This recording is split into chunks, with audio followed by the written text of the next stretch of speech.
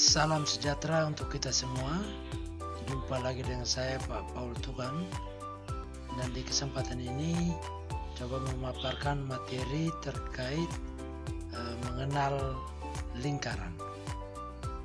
Diberi dua buah titik, masing-masing saya namai titik A dan juga titik B. Lalu saya coba dari titik B, saya mengelilingi titik A.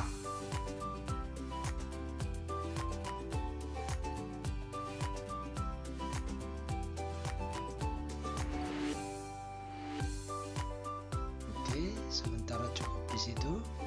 Saya beri nama titik C. Dari titik B hingga ke C itu sebenarnya terdapat banyak titik, sehingga saya coba buat titik-titik yang lain di dalam B dengan C yang sudah mengelilingi titik pusat A.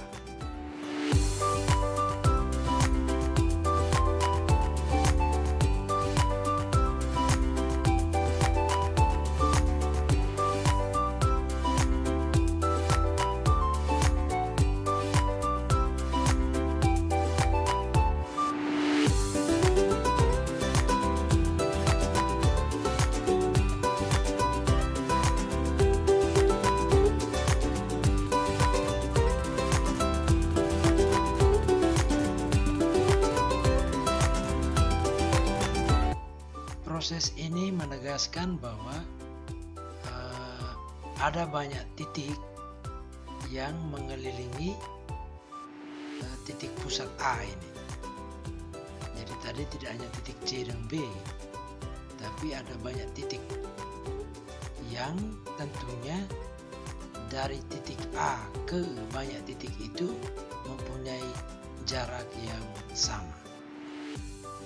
Model atau gambar seperti itu disebut sebagai lingkaran, sehingga dapat kita simpulkan bahwa lingkaran itu adalah kumpulan titik-titik yang mengelilingi sebuah titik pusat berbentuk kurva tertutup sederhana, dan jarak dari titik pusat ke titik yang mengelilingi itu adalah sama.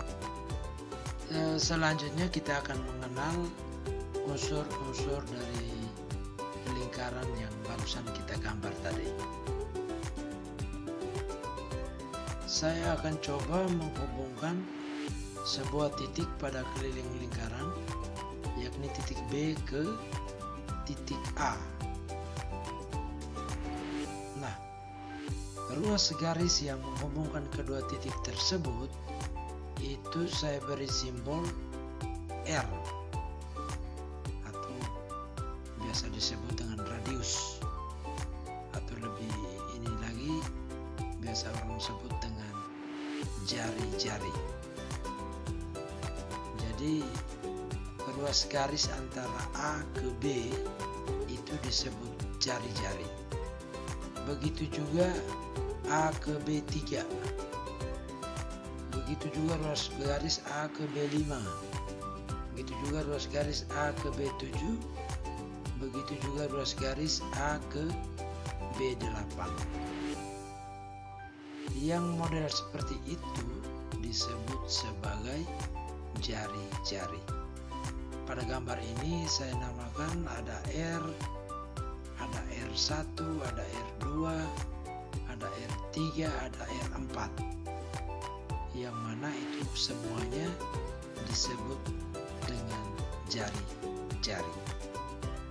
Jadi itu unsur yang pertama ya, yakni jari-jari ya seperti itu. Yang berikut saya coba menghubungkan dua buah titik di keliling lingkaran tersebut, tetapi melewati titik pusat. Pada gambar di situ terlihat ada ruas garis BC, tapi melalui titik pusat A. Ingat itu. Berdasarkan gambar tersebut, tadi kita sudah ketahui bahwa titik A ke B itu disebut R atau jari-jari. Begitu juga di titik A ke C juga disebut jari-jari. Namun pada kesempatan ini titik B ke titik C itu disebut diameter. Artian bahwa di dalam satu diameter terdapat dua jari-jari. Ada banyak diameter dalam sebuah lingkaran. Itu saya buat lagi garis garis D ke E. D ke E dia melalui titik A. Itu juga disebut diameter. Hanya yang menjadi ingatan kita di sini bahwa diameter itu ada dua titik pada keliling lingkaran harus melewati titik pusat lingkaran. Jadi selalu melewati titik pusat. Sehingga lihat saja di situ B dengan C, maka pasti melewati titik pusat. D dengan E juga sama melewati titik pusat. Begitu juga B3 ke titik selanjutnya.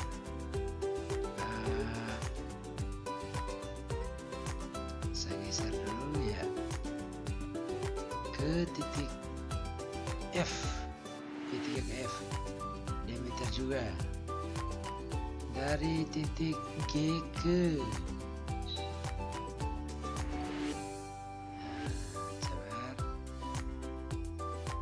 H, itu juga disebut diameter.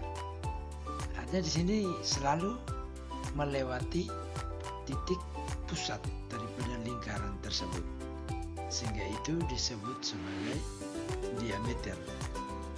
Yang menjadi catatan kita, diameter itu sama dengan D atau sama juga dengan 2R, karena di dalam diameter ada dua jari-jari. Itu menjadi ingatan kita ya. Oke, jadi itu unsur yang kedua ya, diameter. Jadi ingat itu, diameter sama dengan D sama dengan 2R. Selanjutnya ada, saya hubungkan dua titik juga di keliling lingkaran, tetapi tidak melewati titik pusat. Di situ saya namakan E dengan F. Ada lagi misalnya G ke titik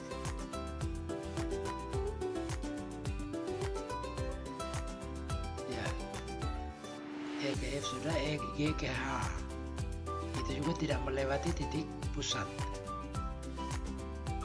Nah, garis yang seperti itu disebut dengan tali busur.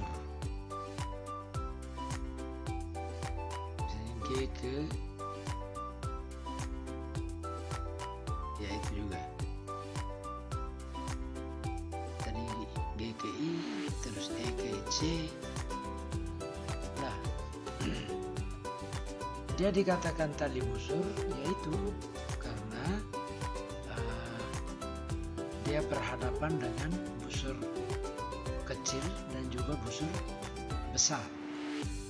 Busur kecilnya itu adalah EF, sedangkan busur besar juga EF juga, yang mana busur kecil maupun busur besar itu akan memenuhi yang namanya keliling sebuah lingkaran. Ya, itu busur, tali busur lagi. Ada banyak modelan letaknya. Yang penting bahwa yang namanya tali busur itu dia dihubungkan dari dua buah titik yang ada di keliling lingkaran. Nah, kalau begitu diameter itu tali busur atau bukan? Itu juga menjadi pertanyaan. Diameter juga merupakan tali busur. Dalam hal ini tali busur yang terpanjang.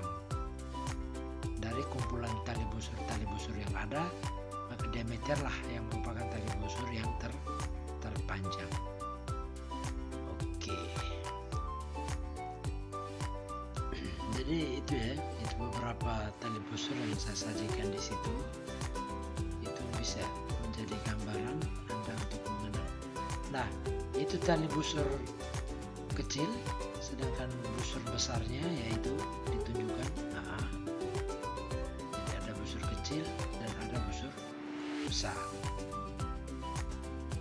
Sehingga busur kecil maupun busur besar, mereka dua itu akan membentuk yang namanya keliling daripada lingkaran tersebut. Oke.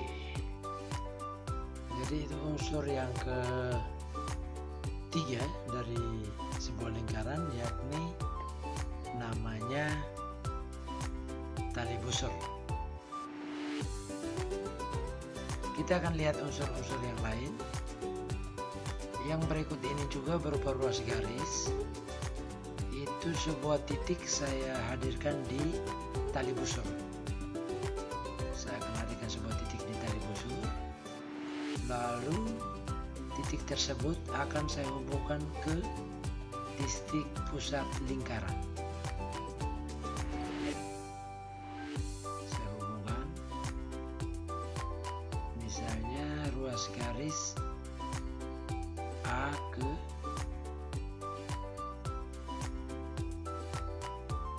G ya. Nah, ruas garis A ke G itu tidak sembarang ruas garis, tapi ruas garis yang tegak lurus. Ruas garis yang tegak lurus dengan tali busurnya. Sehingga posisi tali busurnya seperti apa, kita akan hadirkan. Ruas garis tersebut harus tegak lurus. Itu dia punya ciri khusus untuk garis tersebut. Nah, garis yang seperti itu dalam lingkaran dinamakan sebagai apotema. Jadi apotema ya. Jadi posisi garisnya seperti itu ya karena tali busurnya, dalam hal ini EF-nya, posisinya seperti itu. Bagaimana kalau tali busurnya seperti B1 ke B5 itu. B1 ke B5. Bagaimana apotemanya? Maka kita hubungkan sebuah titik di tali busur itu ke titik pusatnya. Ya, seperti itu. Dan ingat, harus tegak lurus, dalam hal ini membentuk sudut siku.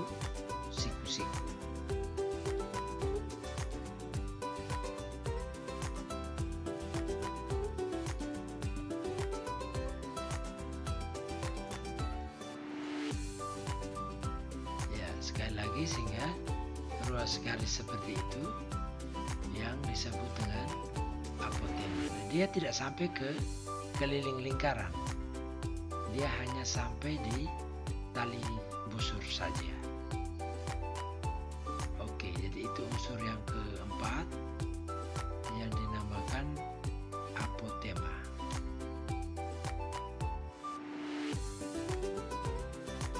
Yang berikut, saya akan hubungkan sebuah titik di keliling lingkaran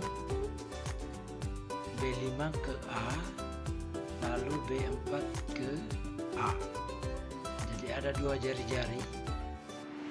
Dua jari-jari ini yang akan menjadi pembatas. Sehingga kita akan berbicara tentang sebuah daerah. Nah, daerah ini akan saya coba arsir dia. Di daerah ini saya coba arsir.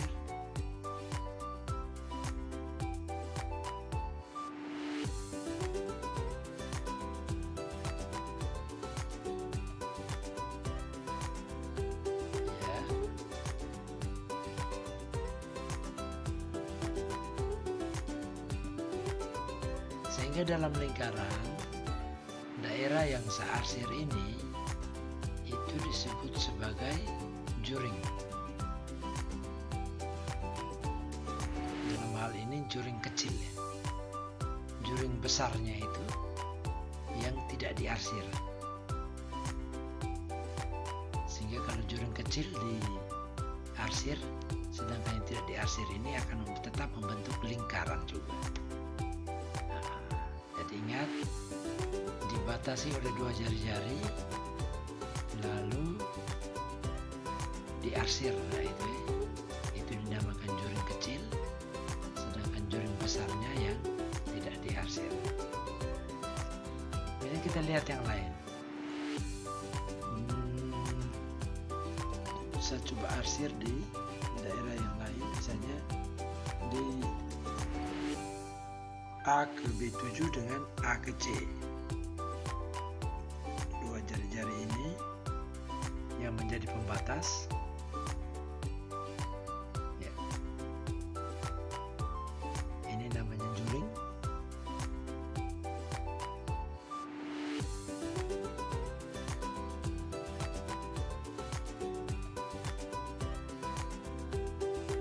Juring kecil ya. Sedangkan juring besarnya yang tidak diarsir. Oke.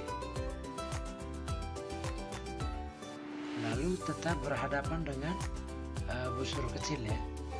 Busur kecil. Ada busur kecil, busur besar. Tadi kita sudah tahu bersama tentang busur itu. Nah, itu adalah yang disebut dengan juring. Jadi ini merupakan unsur yang keberapa? Unsur yang kelima ya dari sebuah lingkaran, yakni tentang juring. Oke.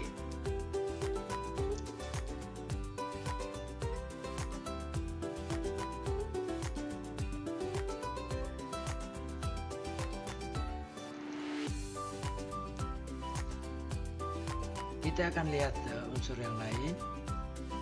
Unsur yang lain yang perlu kita lihat bersama pada kesempatan ini, yakni tentang sebuah daerah yang dibatasi oleh tali busur dengan busur. Tali busur EF dengan busur. Daerah itu akan saya coba arsir. Ya, ini saya arsir.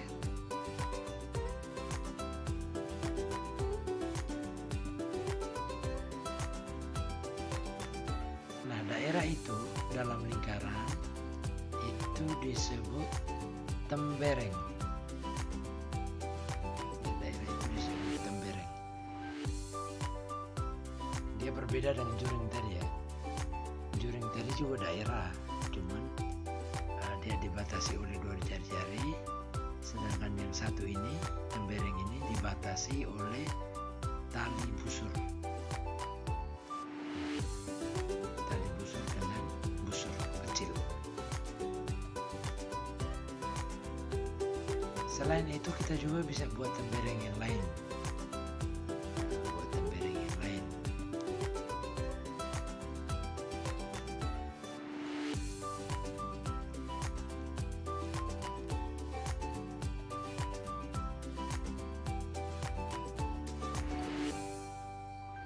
Misalnya kita buat tali busurnya dari B5 ke titik C,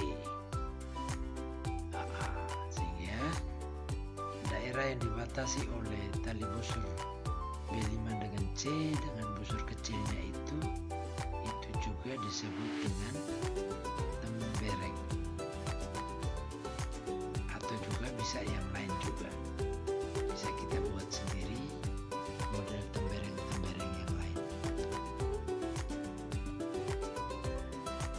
Atau ada yang bertanya misalnya, kalau begitu setengah lingkaran, setengah daripada lingkaran itu dikatakan tembereng atau tidak? Nah, gitu ya. Setengah lingkaran juga merupakan tembereng.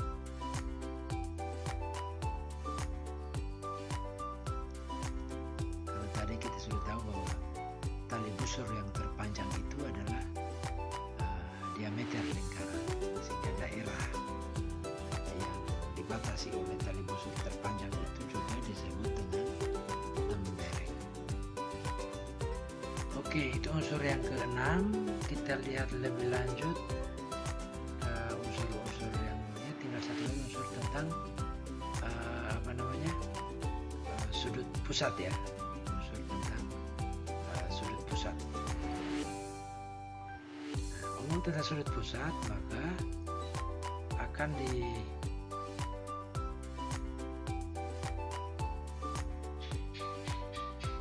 beberapa itu, misalnya itu ya, kita lihat pada daerah yang dibatasi oleh jari-jari AC dengan jari-jari AB5.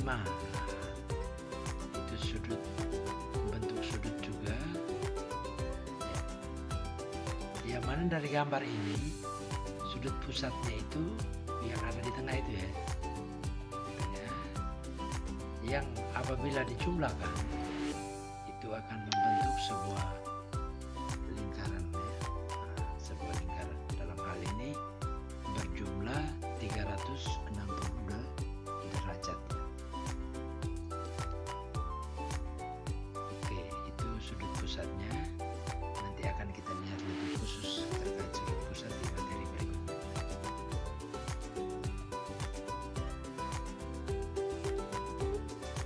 Oke, baik, jadi itu kita mengenal unsur-unsur daripada sebuah lingkaran. Yang pertama ada jari-jari, ada diameter, lalu ada apotema, ada tali busur, lalu ada apotema, lalu ada juring, ada tembereng, dan juga ada sudut pusat lingkaran. Oke, sekiranya apa yang disampaikan pada